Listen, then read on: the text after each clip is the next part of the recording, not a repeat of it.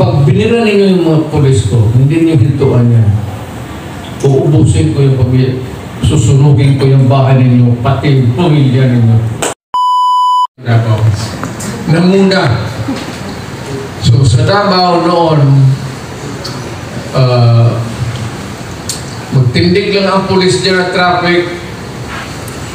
Pumasok na itong mga NPA na ito, pak. In one day,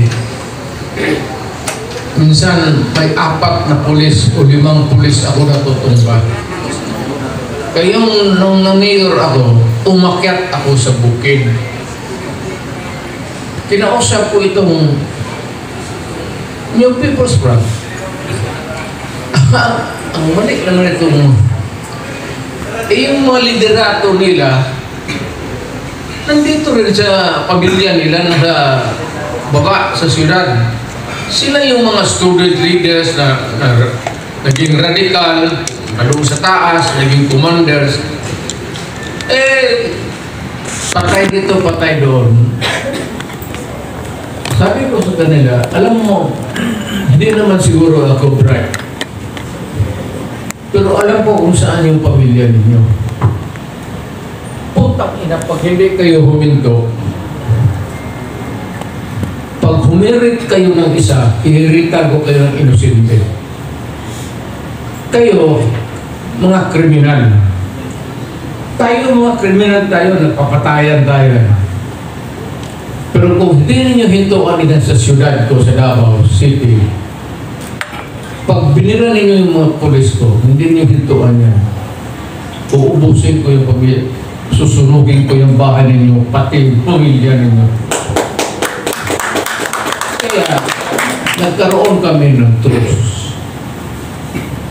Kung mamili kayo, you can.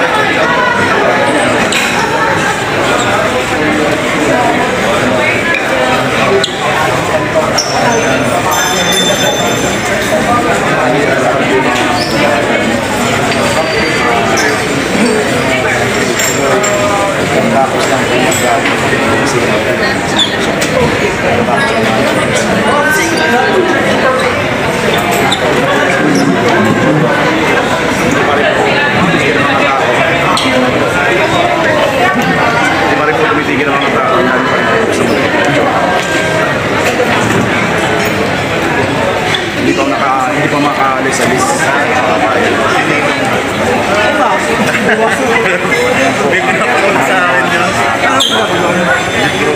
Ay, dito yata siya nag-check-in eh. Hindi na po natin susundan mga kabayan kasi intindihan na po natin, sobra na po talagang pagod si Tatay Digong. Dito siya nag-check-in. At mga security force na lang po ang nakasunod din sa kanya.